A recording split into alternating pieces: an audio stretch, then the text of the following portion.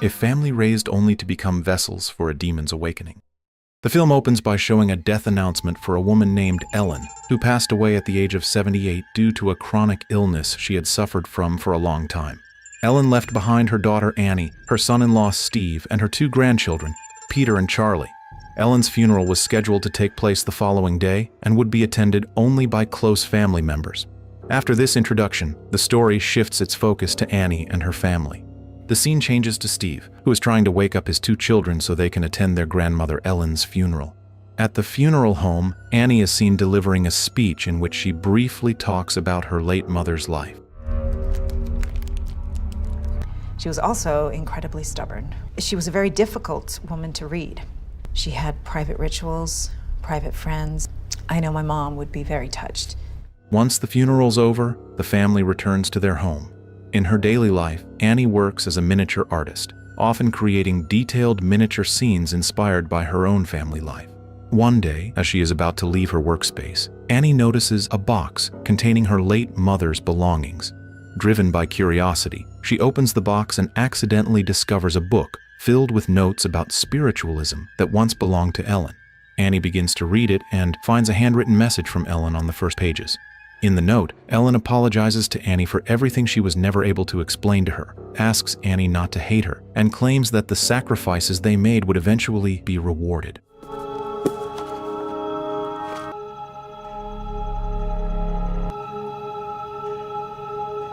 The message leaves Annie confused as she does not understand what Ellen meant at all. She closes the book and puts it back into the box. As Annie is about to turn off the light and leave the room, she suddenly sees a faint shadow resembling Ellen standing in the corner.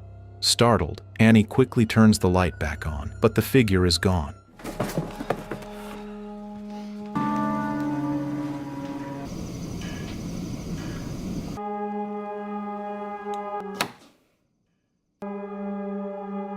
Still shaken, she looks at one of her miniatures depicting herself breastfeeding while her mother stands beside her, and she immediately turns the miniature around. The next day, while Charlie is at school, a bird suddenly crashes into the classroom window. During recess, Charlie finds the bird lying dead. With a blank expression, she cuts off the bird's head. Across the street from the school, a strange woman is seen staring at Charlie and waving at her, but Charlie does not recognize her at all.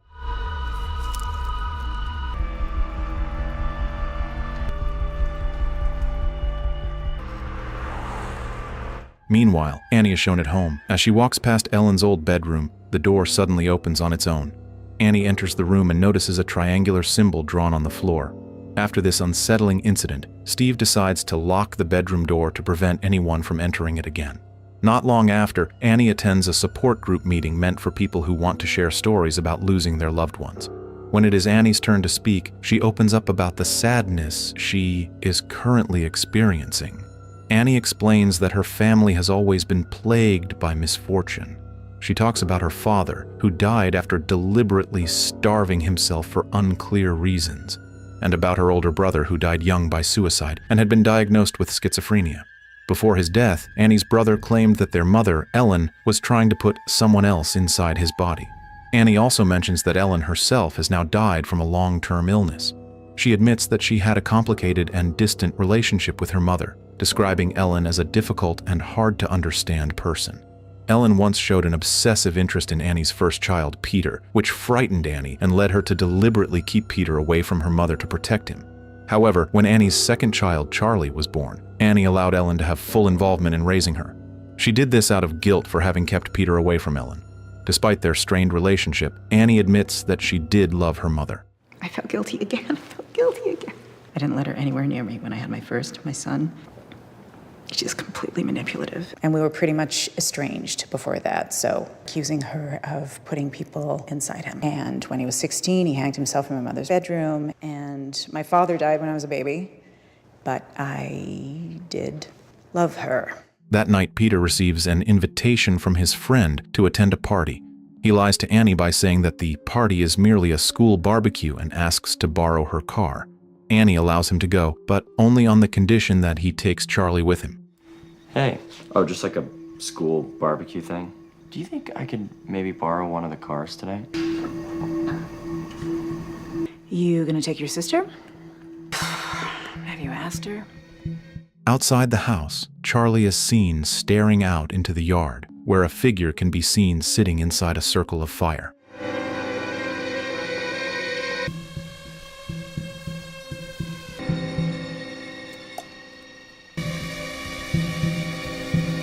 Shortly after, Annie approaches Charlie and tells her that she must go to the party with her brother. Reluctantly, Peter leaves for the party with Charlie. At the party, Peter tries to relax and socialize with his friends while Charlie stands alone and eats a piece of cake from the table. Unbeknownst to her, the cake contains nuts. Soon after, Charlie begins to feel pain in her throat and struggles to breathe. It is revealed that Charlie has a severe nut allergy that can trigger an asthma attack. Panicking, she approaches Peter and tells him that her throat feels swollen. Peter immediately realizes that the cake Charlie ate contained nuts and caused her allergic reaction.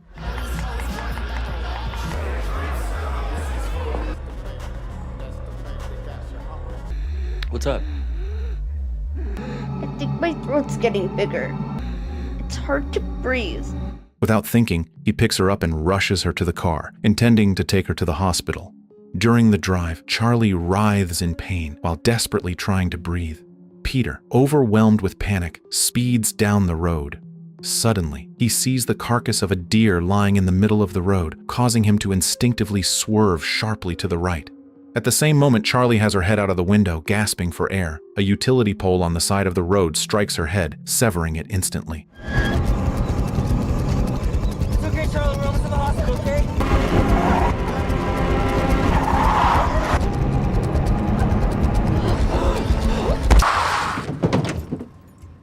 Peter freezes in shock, unable to comprehend what has just happened. When he arrives home, Peter is consumed by overwhelming guilt and trauma. He cannot bring himself to tell his parents what happened and remains silent. The next morning, Annie discovers Charlie's headless body still inside the car. Even after Charlie's funeral, her head is never found. Charlie's horrific death deepens the grief and trauma experienced by Annie, Peter, and Steve. Annie channels her emotions into her art, creating a miniature scene depicting Charlie's death. This enrages Steve, who cannot understand how Annie could recreate such a tragedy. Annie calmly explains that this is her way of coping with the trauma.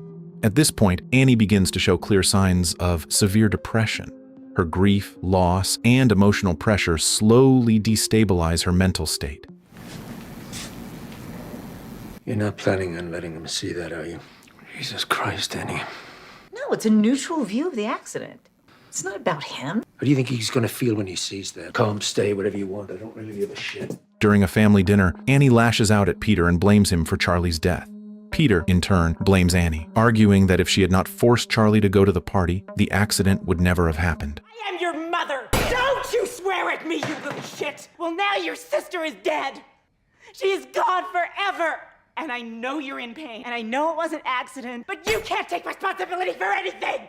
Maybe then we could do something with this. If you could have just said, I'm sorry, and I can't forgive. Do you understand? So why was she there? She didn't want to go to the party. I said, stop right now. From this moment on, the relationships within Annie's family begin to fracture. One day, while shopping for supplies for her work, Annie unexpectedly meets a woman named Joan, whom she recognizes from the support group meeting. They start talking, and Joan soon shares something unsettling. She claims that she has the ability to summon the spirits of the dead. Annie initially dismisses her, believing Joan is unstable, but Joan persists and eventually convinces Annie to visit her apartment to witness the ritual firsthand. At Joan's apartment, she performs a spirit summoning ritual, claiming that she can communicate with the spirit of her own grandson. In front of Annie's eyes, a board and a small glass begin to move on their own, as if a presence is truly in the room. Annie is both terrified and shocked by what she sees. She hurriedly leaves, unsure of what she has just witnessed. Before Annie goes, Joan gives her a piece of paper containing instructions for the ritual. Joan explains that before performing it, Annie must recite the chant written on the paper, and that during the ritual, every member of Annie's family must be present. I'm sorry, can we stop? What? Your whole family needs to be in the house. It's to make things start. Medium had me read it first. Read this out loud. After returning home, Annie cannot stop thinking about the spirit summoning ritual Joan performed earlier. She feels confused, yet deeply curious about whether what she witnessed was truly real. Sometime later, Annie notices a trail of ants crawling inside her bedroom. She follows them, only to be confronted by a horrifying sight: Peter's severed head lying on his bed, completely covered in ants.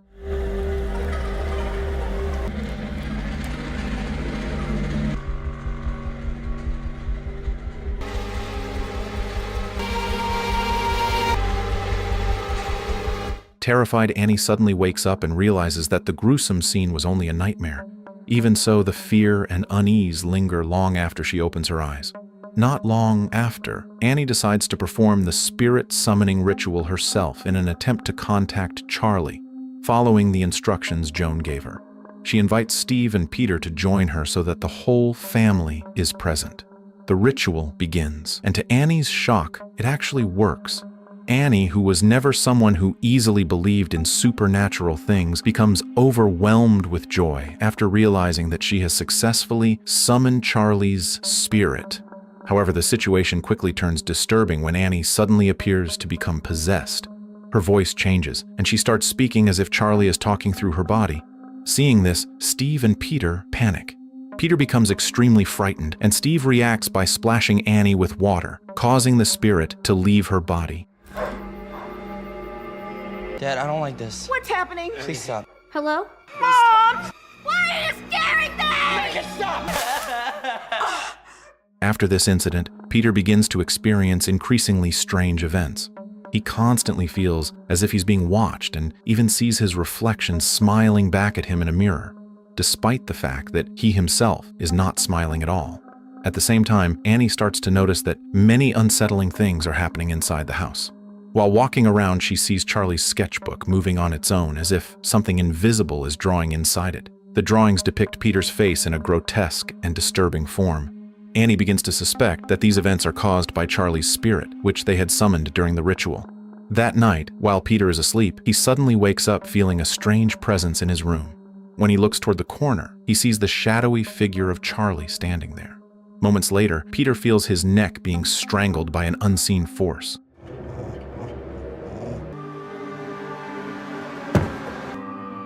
Charlie? When he fully regains awareness, he sees Annie standing right in front of him, making it appear as though she is the one choking him.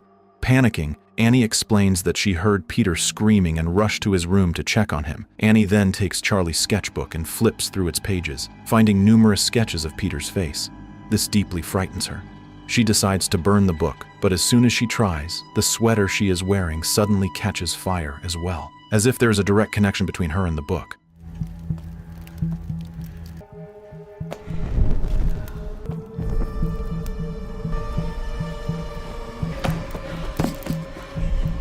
Shocked and confused, Annie rushes to Joan's apartment, hoping to find answers to the terrifying events.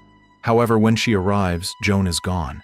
Instead, Annie finds something deeply disturbing on Joan's table: a photograph of Peter with his face circled, placed at the center of a triangular symbol identical to the one Annie once saw in Ellen's bedroom. Annie also notices that the doormat in front of Joan's apartment looks exactly like the ones her mother used to make. Annie recognizes Ellen's unique knitting style and becomes certain that only Ellen could have made it. Growing increasingly suspicious, Annie returns home and searches through the boxes of her mother's belongings stored in the attic. Inside, she finds several doormats bearing the names of her own family members. She also discovers old photographs revealing that Joan had known Ellen for a long time. Annie then realizes that Joan and Ellen wore identical necklaces. At this point, Annie finally understands that all the strange and horrifying events that have happened to her family are not coincidences, but part of a long-planned scheme. From the book she finds, Annie concludes that Ellen's rituals were not merely attempts to communicate with spirits, but rituals meant to summon the demon Paimon in exchange for wealth and power. Ellen was the leader of this cult, and even more horrifying, she used her own family as sacrifices.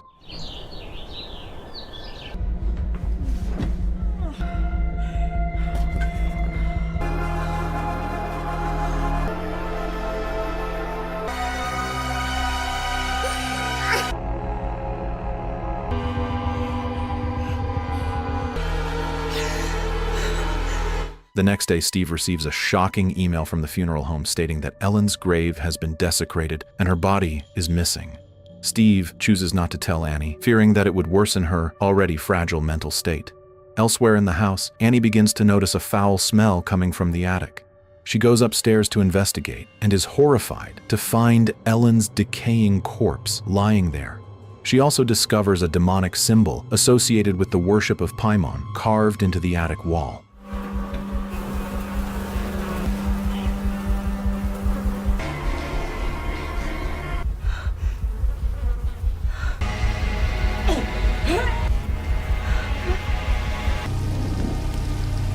Meanwhile, at school, Peter is sitting alone on a bench when Joan suddenly appears from a distance and starts shouting strange words at him as if chanting a spell. Peter! Get out! Peter! I expel you! Dagony! Saturday! Peter! It becomes clear that Joan is actively performing a ritual targeting Peter. The terror escalates when, during class, Peter's eyes suddenly turn red, his face becomes tense, and he appears to be possessed by something. The entity controlling him repeatedly slams his head against his desk, leaving Peter traumatized and terrified. Peter, what are you doing here?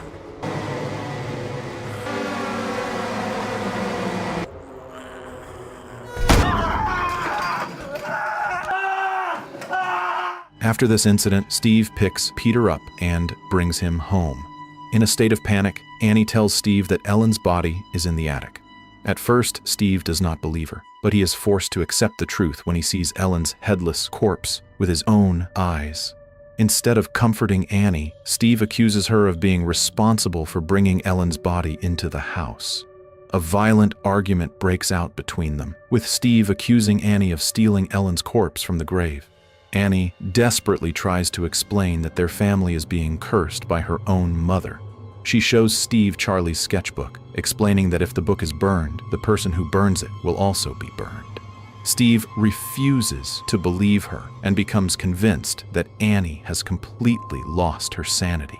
In desperation, Annie throws the book into the fire. To everyone's shock, Steve's body immediately bursts into flames, killing him.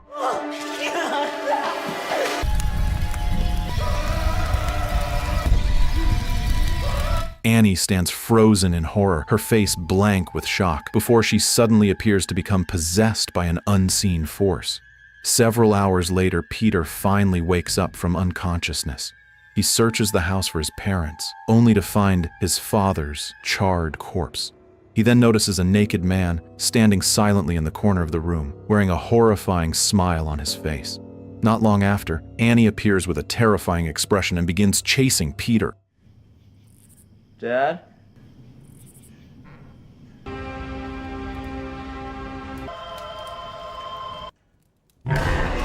Overcome with panic, Peter runs and hides inside the attic of the house. From below, Annie repeatedly slams her head against the attic door while screaming uncontrollably. When things finally fall silent, Peter looks around and notices several lit candles arranged in a circle, with his own photograph placed at the center. As Peter looks upward, he witnesses an utterly horrifying sight, Annie floating in the air while slowly cutting her own throat. Terrified beyond reason, Peter leaps out of the attic window, falls to the ground, and appears to die instantly.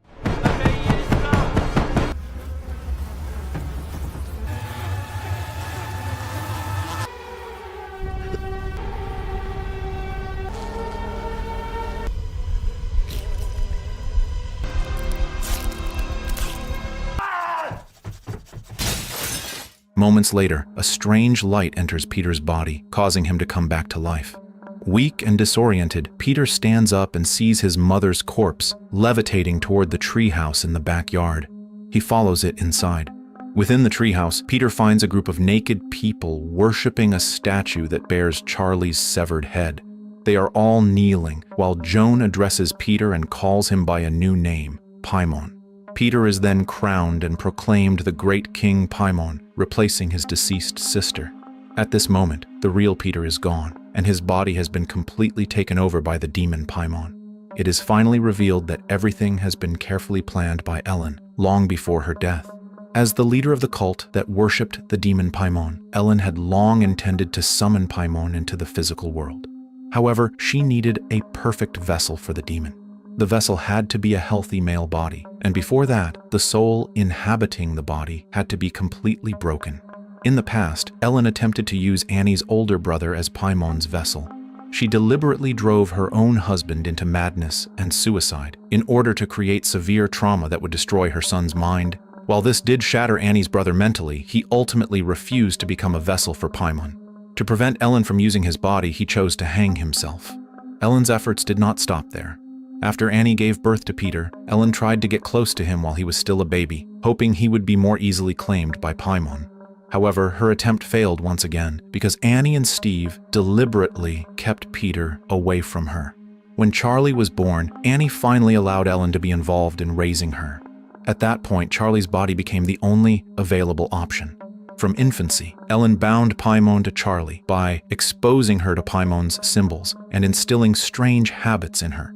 However, because Charlie was female, her body could only serve as a temporary vessel. Paimon never fully resided within Charlie. From the very beginning, the true goal was to make Peter the final vessel for Paimon. Ellen's death was the first step of the plan. Charlie's death was also premeditated as part of the process to transfer Paimon from Charlie's body into Peter's. Without Charlie's death, the ritual to move the demon into a new vessel could not be completed. Charlie's brutal death also inflicted deep trauma on Annie, Steve, and Peter, slowly destroying their mental stability. Exploiting Annie's fragile state, Joan entered her life and gained her trust. Once Annie trusted her, Joan deliberately taught her how to summon Charlie's spirit. In reality, this ritual was never meant to summon Charlie, but to call forth the demon Paimon. Joan also provided the chant and intentionally instructed Annie to perform the ritual with both Peter and Steve present. Through this process, Paimon grew increasingly closer to Peter, gradually eliminating those closest to him while subjecting him to relentless terror. The constant fear and psychological torment were meant to completely shatter Peter's soul, leaving it empty and ready to be inhabited by the demon. Even after Ellen's death, every step unfolded exactly as she had planned. Her ambition to summon Paimon was finally fulfilled, but the price she paid was the lives of her own family. Now, after the demon Paimon has successfully obtained a new vessel, the cult that worships him will gain the great wealth and power they have long desired. With this horrifying plan fulfilled, the film comes to an end.